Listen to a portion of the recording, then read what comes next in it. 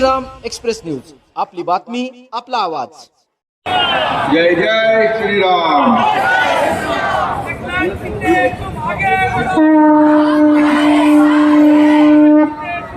पुण्यश्लोक अहिल्यादेवी होळकरांच्या पवित्र स्मृतीला वंदन करतो आणि आजच्या या अतिशय तुमचं येत आहे ना भव्य दिव्य अशा जाहीर सभेला उपस्थित माझ्या समोर बसलेल्या लाडक्या माझ्या बहिणी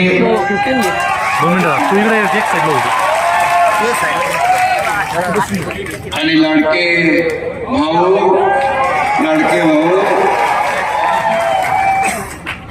आणि माझे सर्व ज्येष्ठ श्रेष्ठ लाडके मतदार आणि त्याचबरोबर व्यासपीठावर बसलेले आचार्य महेशजी महाराज व्यास, महंत सोमेगिरीजी महाराज, महंत नारायण नंदगिरीजी महाराज, महंत स्वामी आत्मारामगिरीजी महाराज, महंत योगी ऋषिकेश महाराज, साध्वी दुर्गादेवी कर्मयोगिनी, साध्वी मीनाक्षी दीदी मोरे, साध्वी संपूर्णाताई टिमरे, महंत मुरलीधर बाबा दुर्गापूरकर, हबप भैरट महाराज, हबप सेवानंदजी महाराज, हबप सुदामजी महाराज, योगी दीपकनाथ महाराज, रसिक गौरदास महाराज. हे घ्या.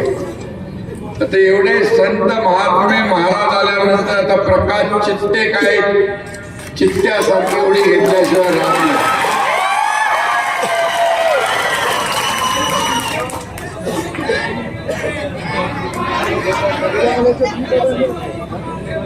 खरं म्हणजे मला यायला उशीर झाला. तुम्ही दुपारपासून इथं आलेला आहात. मी आपल्या मनापासून माफी मागतो, आपली दिलगिरी व्यक्त करतो.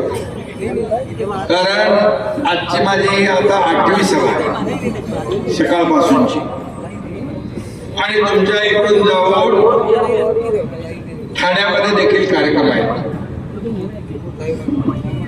मी गेले अनेक दिवस या संपूर्ण महाराष्ट्रामध्ये या नगर परिषदा, नगरपालिका, नगर पंचायतीसाठी सभा घेतोय.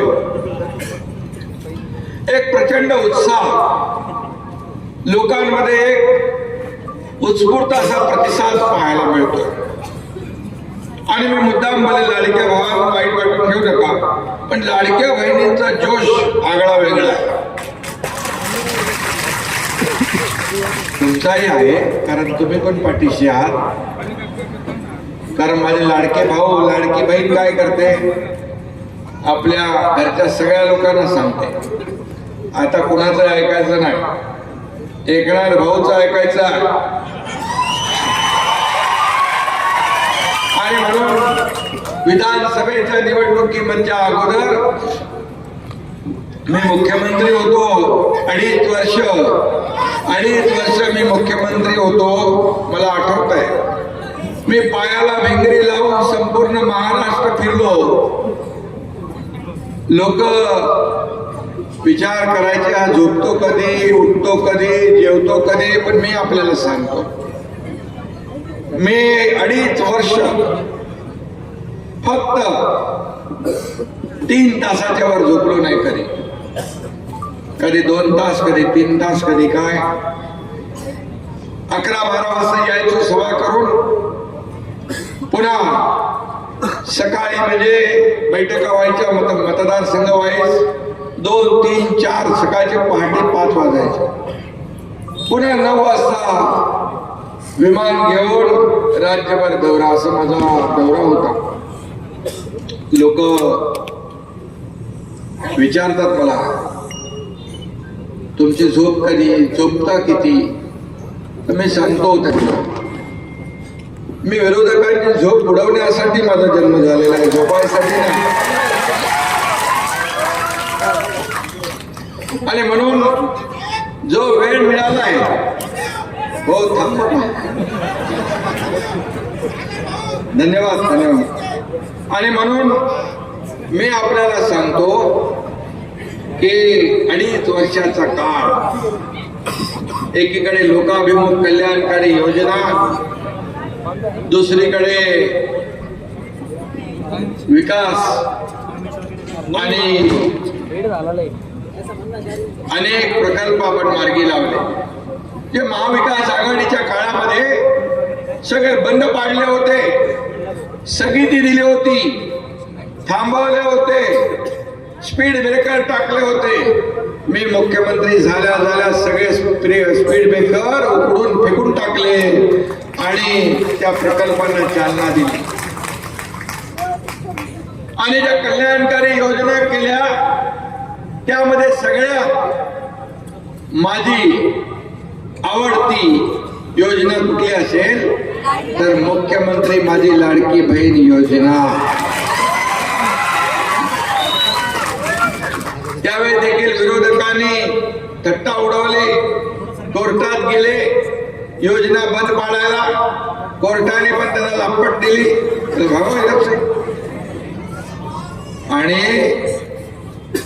योजना आणि निर्णय घेणारा हा तुमचा भाऊ एकनाथ शिंदे मुख्यमंत्री होता. आणि ती योजना आम्ही सुरू केली, योजना सुरू केली, अंमलबजावणी झाली. माझ्या लाडक्या बहिणींना ओवाळणी दर महिन्याला मिळते ना. हे काय केवायसी बिवायसी काय प्रॉब्लेम असेल तर बघा. आणि तुम्हाला तेवढ्या पुरतं मर्यादित ठेवणार नाही. माझ्या लाडक्या बहिणींना स्वतःच्या पायावर उभं करण्याचं काम आम्ही करणार आहोत. आणि आता विरोधक अफवा पसरवतात की लाडकी बहीण योजनेचं काय खरं नाही. पण मी तुम्हाला सांगतो, तुमचा एकनाथ शिंदे जोपर्यंत आहे तोपर्यंत लाडकी बहीण योजना कधी बंद होणार नाही. कोणी माईकाला आला तरी ही योजना बंद होणार नाही. कारण तुम्ही जे केलंय विधानसभेमध्ये, आपल्या घरच्या लोकांनाही सांगितलं, आमच्या दादीनं सांगितलं, मुलांना सांगितलं, या वेळेस बिलकुल आम्ही ऐकणार नाही. आणि तुम्ही विरोधकांचा टांगा पलटी, घोडे फरार करून टाकले. तर तुम्हाला माहित आहे, महाविकास आघाडीने सरकार बनवलं होतं. मनामध्ये मुख्यमंत्री उपमुख्यमंत्री सगळे मंत्री 5 स्टार हॉटेलची बुकिंग झाली होती. आणि मग भाषा बदलली होती त्यांची. याला जेलमध्ये टाकू, त्याला जेलमध्ये टाकू, त्याला बर्फाच्या लादीवर झोपून मारू. पण माझ्या लाडक्या बहिणींनी सगळे 5 स्टार हॉटेलचे बुकिंग त्यांचे रद्द केले आणि त्यांना घरी पाठवून दिलं. आणि म्हणून लाडकी बहीण योजना असेल, लेक लाडकी लखपती असेल, एसटी मध्ये 50% सवलत असेल, मुलींचं उच्च शिक्षण मोफत असेल, अशा अनेक योजना आपण केल्या. युवा प्रशिक्षण योजना मुख्यमंत्री असताना आम्ही सुरू केली. त्यात काही अडथळे आले ते दूर करू आपण. शेतकऱ्यांना देखील कर्ज माफी करणार म्हणून आम्ही निर्णय घेतला. त्याची देखील प्रक्रिया सुरू आहे. आणि म्हणून जे आम्ही बोललो ते करणार, जे होणार नाही ते बोलणार नाही. आणि म्हणून एकदा शब्द दिला, बाळासाहेब सांगायचे, शब्द देताना 10 नाही 100 वेळा विचार करा. पण एकदा शब्द दिला की माघार नाही. ही माघार नाही. तुम्ही 2022ला बघितलं, एकनाथ शिंदेने एकदा पाऊल उचललं की माघार नाही. सरकार पलटी करून महाराष्ट्रामध्ये नवीन सरकार आणला.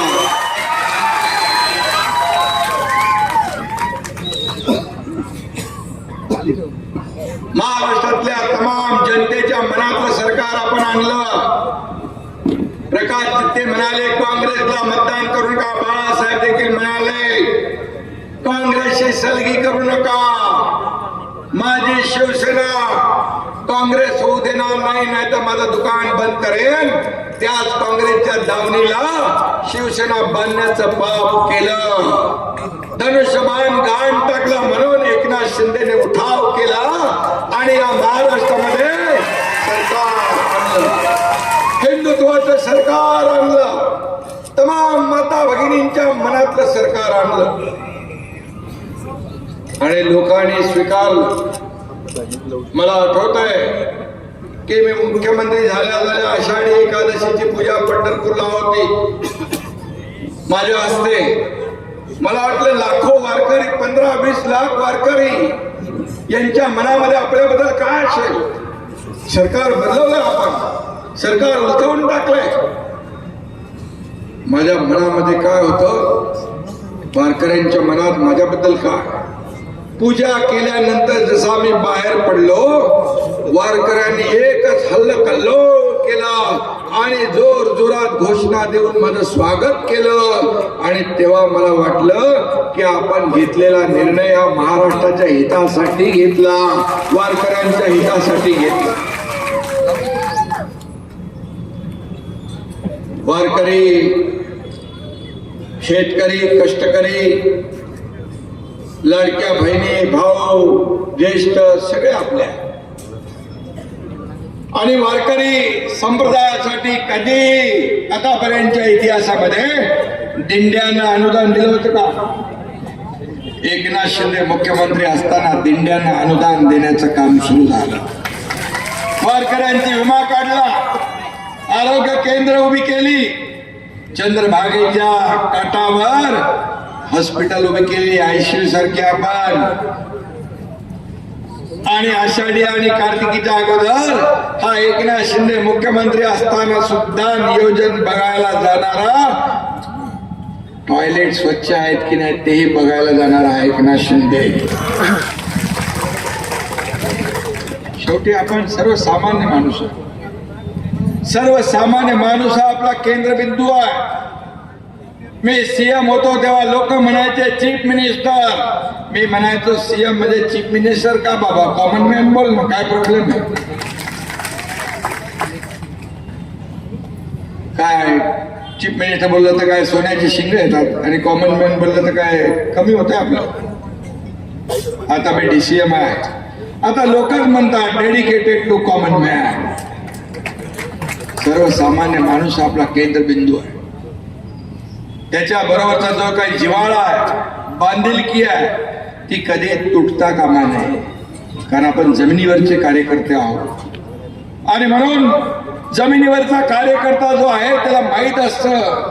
मी माझ्या लाडक्या बहिणींना सांगू इच्छितो, मी गरिबी पाहिली आहे, माझ्या आईची तगमग पाहिली आहे, तिच्या डोळ्यातले अश्रू पाहिले आहे, तिची घरातली काटकसर पाहिली आहे, माझ्या पत्नीची देखील अवस्था पाहिली आहे. घराचा गाडा चालवताना कसं करावं लागत होतं. आणि म्हणून मी निर्णय घेतला, मी मुख्यमंत्री झाल्यानंतर लाडकी बहीण योजना सुरू करण्याचा निर्णय घेतला.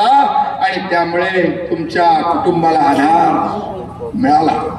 स्वतःचे पैसे, स्वतःच्या खात्यातले पैसे आता स्वतः काढण्याचा अधिकार तुम्हाला मिळाला. एक आर्थिक स्वातंत्र्य माझ्या लाडक्या बहिणींना मिळालं. त्यातून छोटे मोठे उद्योग सुरू झाले, सोसायट्या तयार झाल्या, त्यातून व्यवसाय सुरू झाले. आणि म्हणून मी मगाशी म्हणालो की फक्त ते 1500 रुपये देऊन आम्ही थांबणार नाही, तर तुम्हाला स्वतःच्या पायावर उभं करून लखपती केल्याशिवाय राहणार नाही, हा विश्वास आपला. मी बोलतो ते करून दाखवतो, मी बोलतो ते करून दाखवतो.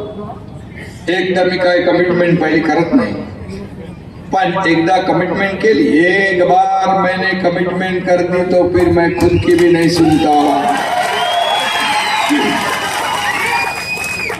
50 आमदार आले कसे माझ्या बरोबर. कसा विश्वास ठेवला एका सर्वसामान्य कार्यकर्त्यावर.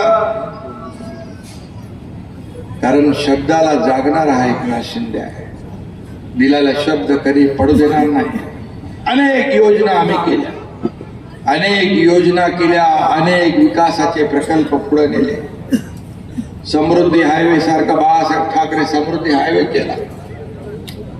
आणि तुम्ही सांगितलं मगाशी प्रकाशराव, इथून आपल्या श्रीरामपूरवरून त्याला कनेक्टर पाहिजे. MSRDC कडे म्हणजे माझ्याकडेच ते खातं आहे, ते कनेक्टर जोडून आपण देऊ.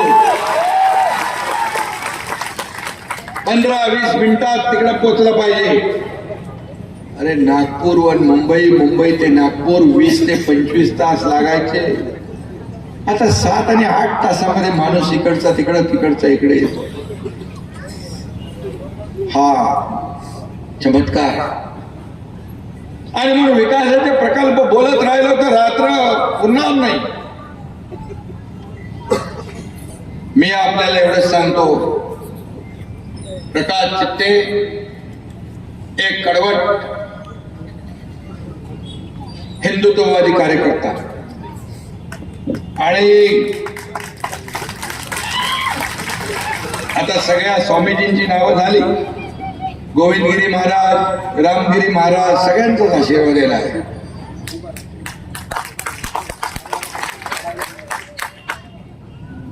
आणि श्रीरामपूरचा इतिहास, यापूर्वी कोण होते इकडे नगराध्यक्ष?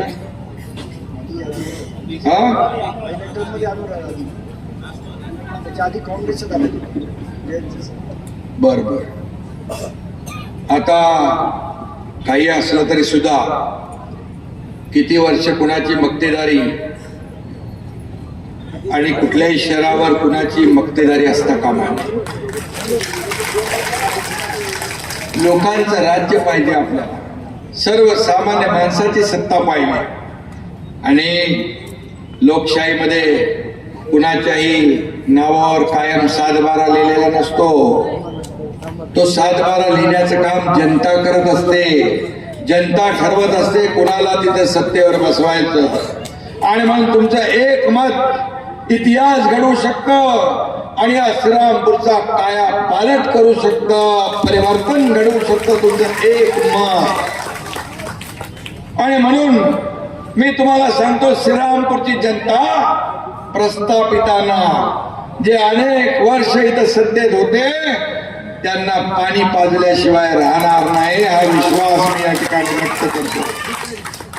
कारण पाहिलं आपण की अनेक लोक जे अनेक वर्ष सत्तेवर होते, पण जे सत्तेचा मास आणि अहंकार, गर्व, सत्तेचा गैरवापर ज्यांनी ज्यांनी केला ते नेस्त नाबूद झाले, धुळीला मिळाले.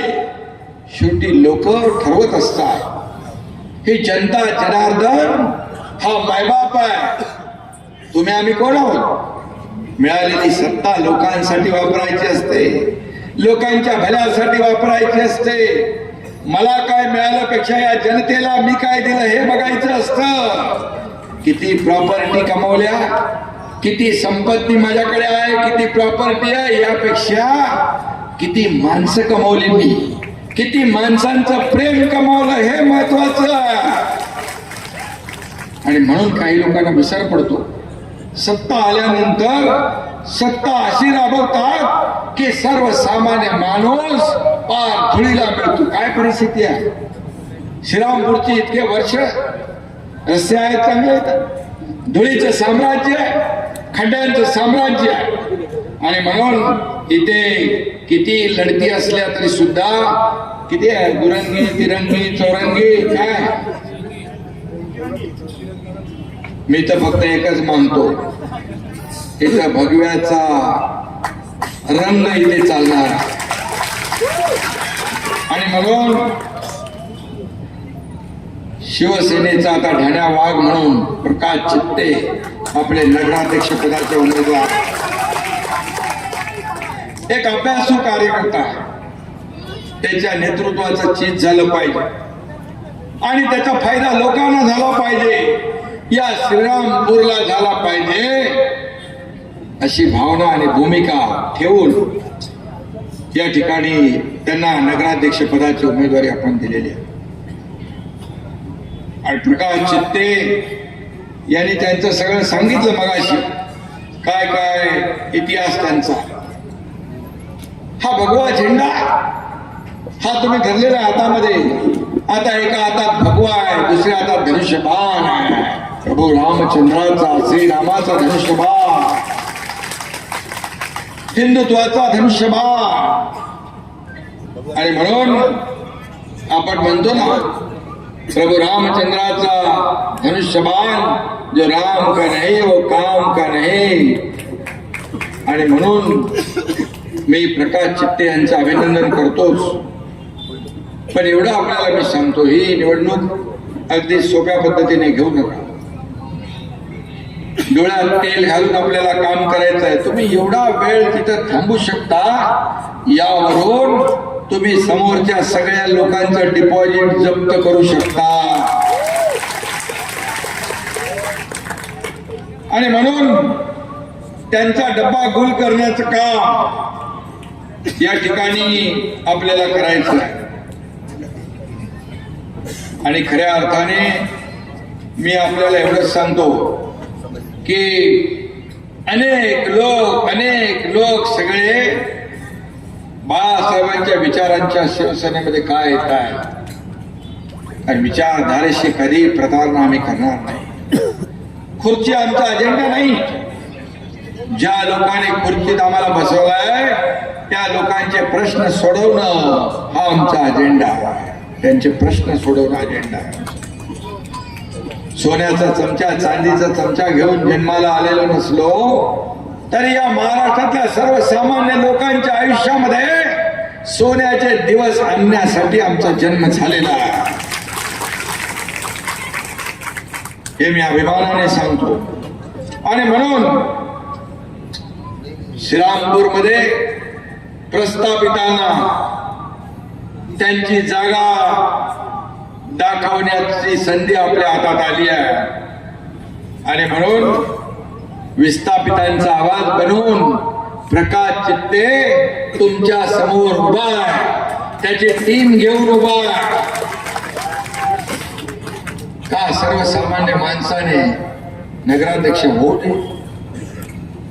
मी एक शेतकऱ्याचा मुलगा, एक सर्वसामान्य कुटुंबातला आहे. एकनाथ शिंदे शाखा प्रमुख ते राज्याचा मुख्यमंत्री झाला, हे देखील काही लोकांना पटलं नाही, हजम झालं नाही.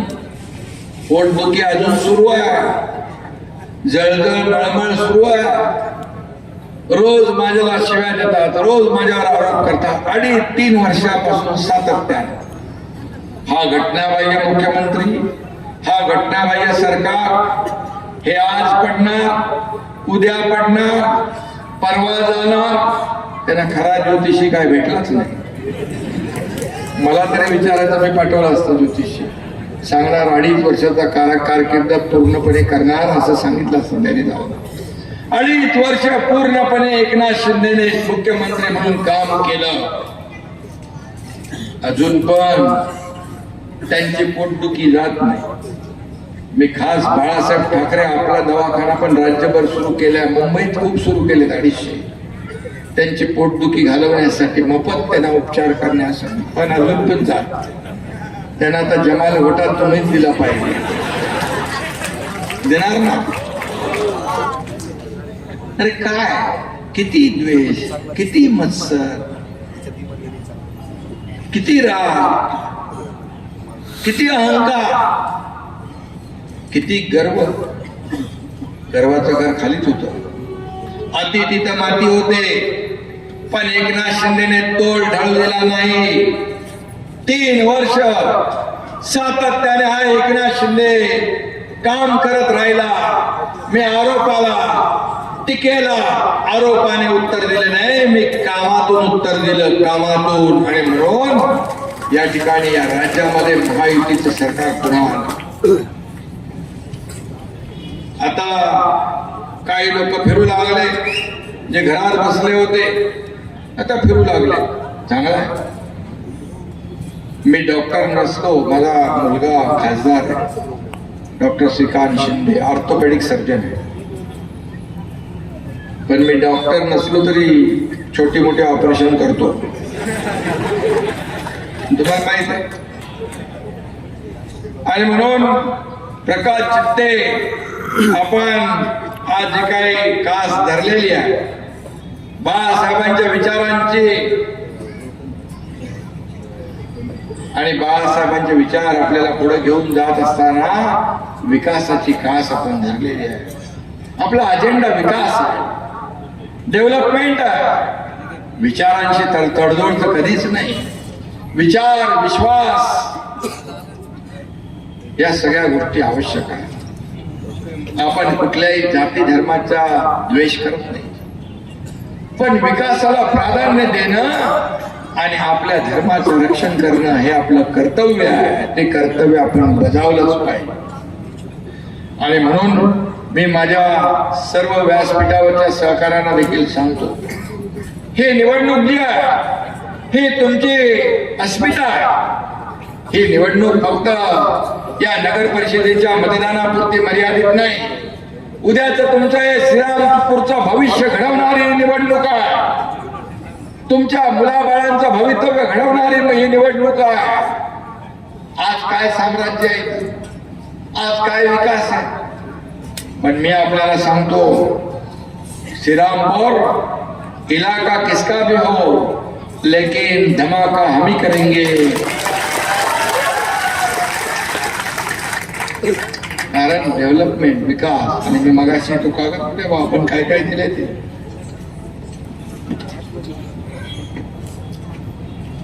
आपण या ठिकाणी नगर विकास विभागाच्या माध्यमातून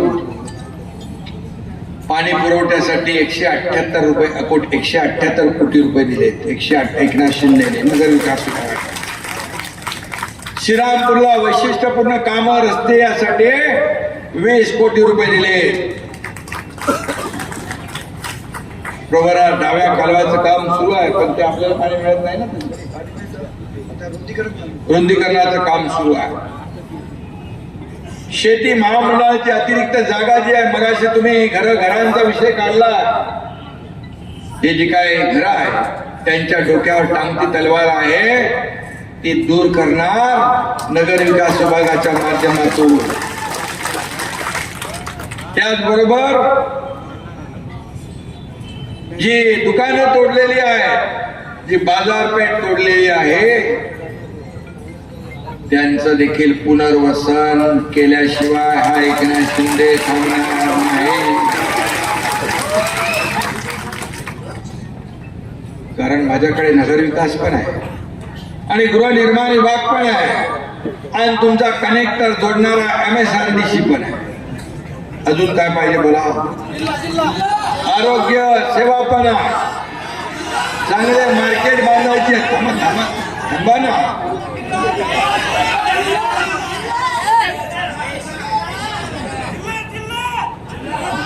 सांगतो, अरे भाषण संपलं का माझं.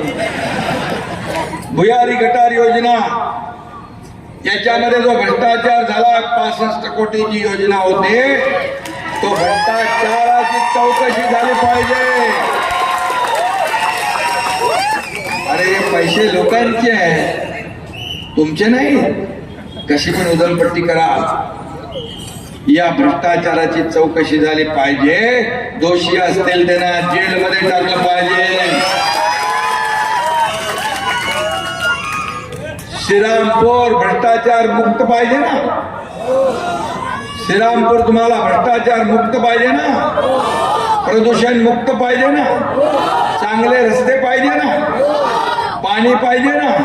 आता ओपन ह्याच्यातून पाणी देतो ना आपण कॅनल मधून, हे बंदिस्त पाईपलाईन मधून पाणी मिळालं पाहिजे. MIDCच्या ठिकाणाहून पाईपलाईन टाकून शुद्ध पाणी तुम्हाला देण्याचं काम एकनाथ शिंदे केल्याशिवाय राहणार नाही. रस्ते चांगले करू. झोपडपट्टीचं सांगितलं मी. शेवटी किती वर्षापूर्वीच्या घरात ती, किती वर्षापूर्वीची घरं आहे.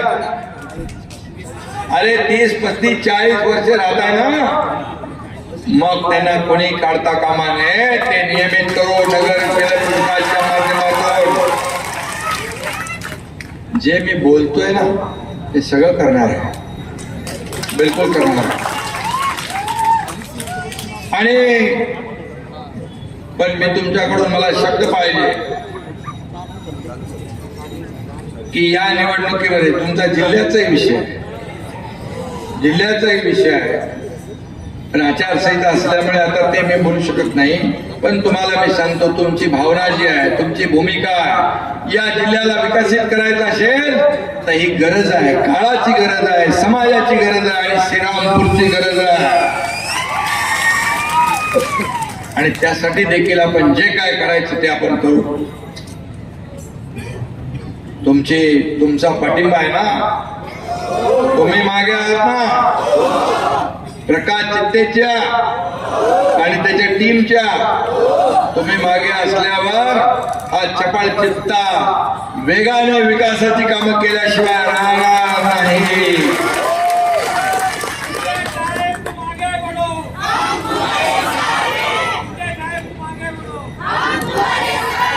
इथं उमेदवार मी नाही आहे, इथं उमेदवार आपला प्रकाश चित्ते आणि त्याची टीम आहे.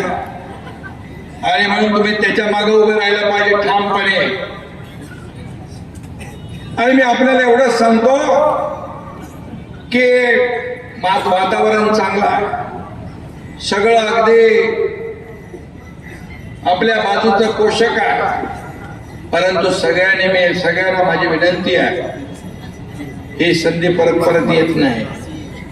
हा बाले किल्ला ताब्यात ठेवायचा असेल आणि याचा विकास घडवायचा असेल तर शिवसेना आणि धनुष्यबाणाशिवाय पर्याय नाही. हे तुम्हाला माहित आहे की ठाणे असेल, मुंबई असेल, मुंबईमध्ये जाऊन बघा, मी मुख्यमंत्री झाल्या सगळे रस्ते कॉन्क्रीटचे आपण सुरू केले.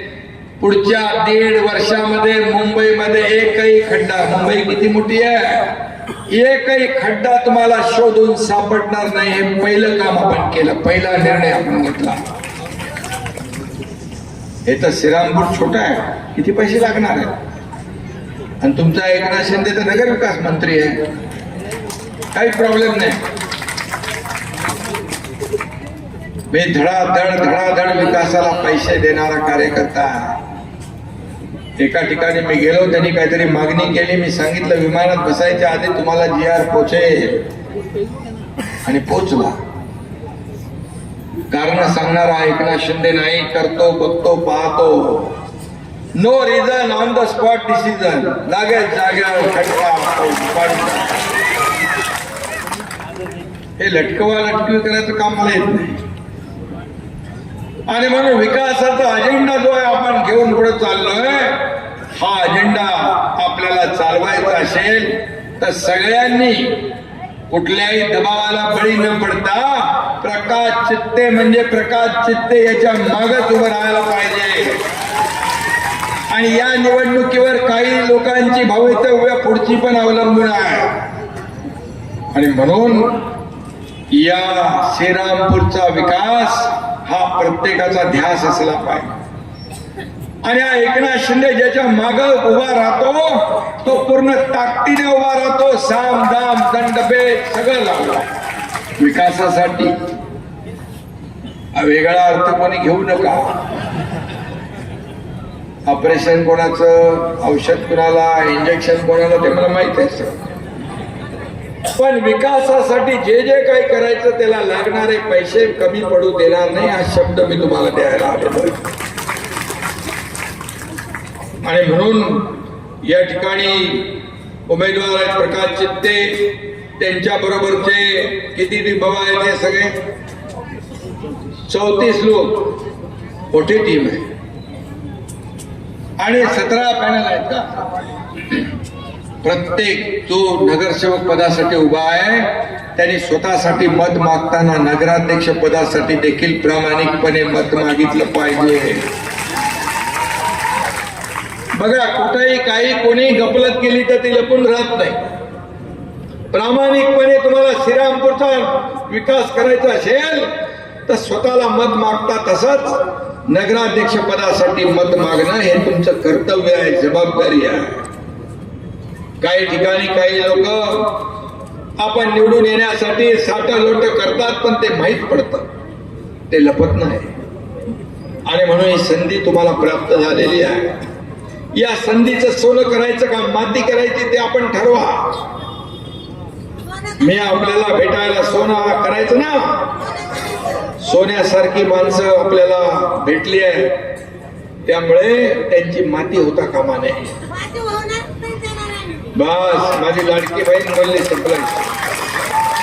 आणि म्हणे इथं प्रकाश चित्ते श्रीरामपूरचे, राजेंद्र झावरे कोपरगावचे आणि बाबासाहेब मुसमाडे देवळाली प्रवरानगर हे नगराध्यक्ष पदासाठी उभे आहेत. या सगळ्यांना आपल्याला मतदान करायचं. आपले सगळे लोक अजून कोण आहे का? राऊरीचे महाराष्ट्र केसरी गुलाब बर्डे राऊरी, त्यांना देखील आपण मदत करा आणि सगळेच्या सगळे उमेदवार निवडून आणा आपण. ही विनंती मी आपल्याला करायला आलो. अरे बाबा, मी आलो कसा तुम्हाला माहित आहे?